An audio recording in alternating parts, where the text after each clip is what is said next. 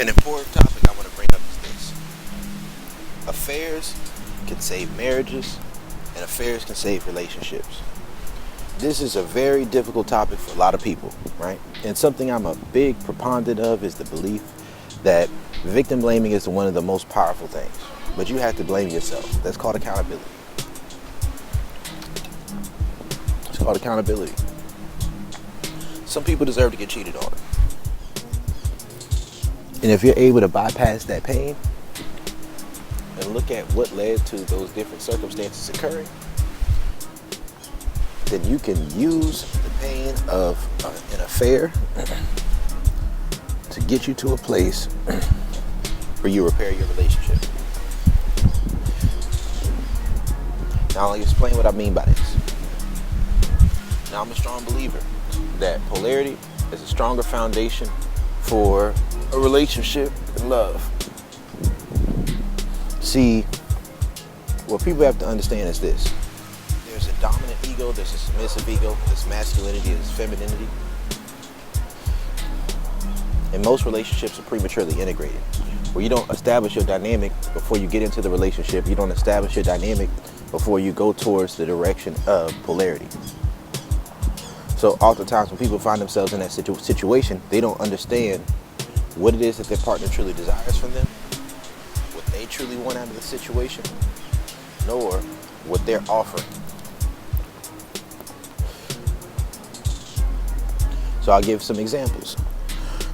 Let's say a man is with a woman.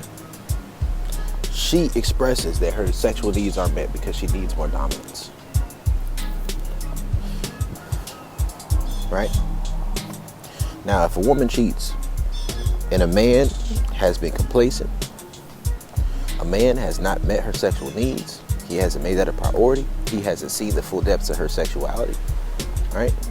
If he's able to show emotional discipline, if that's a woman who's been consistent, she's been adding value, she's been down for him, but he hasn't been doing the things that were necessary to put her in a position where she feels feminine and submissive with him, then let's say a woman's masculine and submissive. When a woman's masculine and submissive, she's often not going to reach an emotional place unless she feels like she was wrong. So for a period of time, after a woman does something that she believes was wrong, and it doesn't have to go all the way towards cheating, but if it goes all the way towards cheating, sometimes it's because the woman was just wrong as fuck, but sometimes it's partially the man's fault. But what is the man's fault? That's what you have to understand. Maybe he wasn't displaying strength. If he has a woman who was otherwise good to him, there for him, down for him, but he wasn't being masculine or dominant with that particular woman, he wasn't taking her to the depths of her sexuality, there's something that can happen in these particular scenarios that a man can set his standards. Let's say a woman says, oh, I can't do this, I don't want to do this, I'm not down for this.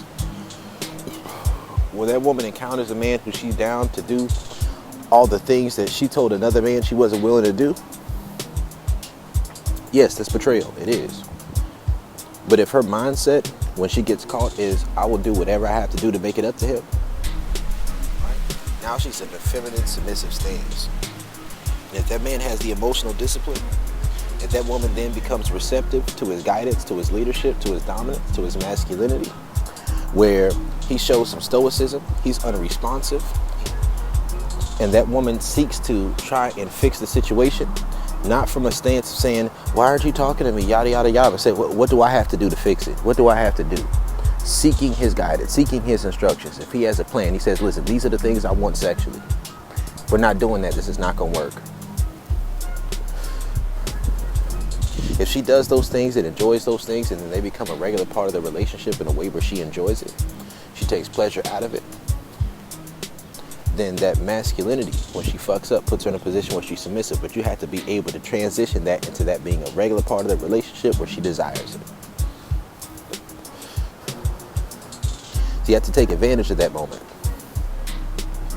If a man cheats, sometimes a man cheated because a woman wasn't meeting his needs. Right? Maybe that man has already communicated to that woman, listen, I need more from you as far as what you're putting in sexually. You're not meeting my needs, so I need you to be more on my program.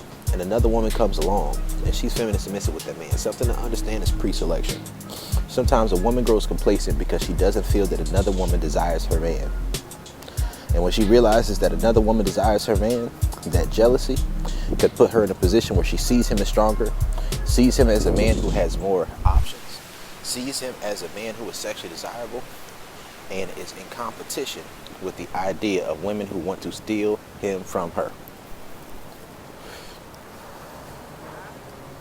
But that's the thing to understand. Also, when a woman cheats, it hurts a man in a way to where he loses some of his emotional investment. If a man loses some of his emotional investment for that period of time, he's in a more masculine, hardened state. And in that masculine, hardened state, if he sets her expectations, he lets his instructions be known, then now he's more masculine, now he's more dominant. Now, another aspect to think about it is this. Something called psychological reactance. Playing with fire.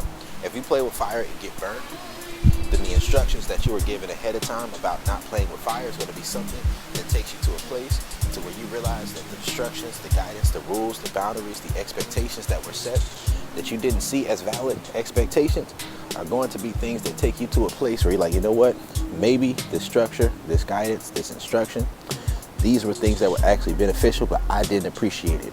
Another thing is this, and a lot of it's going to determine on how good the sex was with the affair partner, right? Some of it is, some of it's not. So let's say a woman finds herself in a situation where she cheats and she realizes, damn, this side dick wasn't as good as I thought it was. Sometimes a woman has to cheat to better appreciate what she has at home. Like sometimes a woman may cheat. Let's say a woman may be, she don't appreciate the size of the dick she has at home, and she cheats, and then she realizes, damn, these dicks really aren't all that big out here. These dudes really don't understand my body. All that was a fantasy. All that was a fantasy and psychological reactance, and then she realizes, damn, I really appreciate what I have at home. And that woman's going to have a greater appreciation for what she has at home. Now, I'm not saying cheat. A person can use the idea of cheating. Someone can use the idea of jealousy as something that invigorates them and gives them the motivation to step their game up when it comes to their relationship. If a man's been communicating his needs and a woman hasn't met him, then he cheats, that's her fault. I'm just telling you some real shit. Because what you have to understand about a dominant person is that a dominant person takes pleasure of being in control and giving pleasure. That's what pleases a dominant party. That's what pleases a dominant party, the submissive party. When you're feminine and submissive, you take pleasure in someone who's offering guidance and instruction and leadership, but you also take pleasure in being stretched. You take pleasure in being stretched. Pushed to your limits, pushed beyond your boundaries. And when you have some faux boundaries that aren't real, and then you betray those boundaries, right? And you give more to one person than you gave to another person, then you realize that person is no good for you. Sometimes that puts a person into a mind state and a situation to where they realize that they appreciate what they had at home more, and it was more than they thought it was. See, there are different aspects that go along with this whole idea of affairs, right? That these affairs could actually save a lot of marriages and relationships. Now, that's not always going to happen. Sometimes when somebody cheats, you just got to leave. I'm not saying you can't leave. I'm saying you have to heal enough to see what part you played in it. And sometimes men think that they did all that they could do. Sometimes a woman thinks she did all she could do when you didn't do what the person actually wanted or needed from you. Right? But if you offer that opportunity and someone betrays your trust, right? That's a different scenario. That's a different scenario. Then it's just best to leave. But at the same token, if you don't have a Madonna whore complex, if you don't have a gentleman gigolo complex, or you have it, then you get exposed to the fact that your partner has both sides within themselves.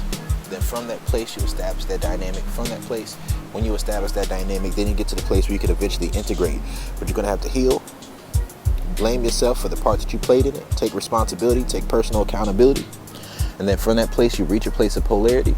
Then from that place of polarity, you eventually integrate. Affairs can save relationships and marriages. A lot of people don't understand that. A lot of people take a victim mentality and they get so hurt about what happened that there's nothing that they can do. They'll never see that person the same. But guess what? Oftentimes when a person cheats on you, it's because you didn't fully see who they were as a person. You weren't aware of what was going on. You weren't cognizant. You weren't conscious of the nature of that individual. And you took them for granted. Probably took each other for granted. Now, I say it's best, an ounce of prevention is worth a pound of cure, but sometimes that cure is going to be something that hurts going down. Sometimes that medicine is going to taste bad going down. And for some people, you're not going to be able to get past it. That's true. But if your relationship is already going downhill, the dynamic is already off, you try to fix it and nothing worked, oftentimes that playing with fire is an opportunity that gives you a chance to see something beyond what it is. Yes, you may not see that person the same, but you may see that person more accurately to the way that you're supposed to. So this is how affairs can save marriages. This is Brody.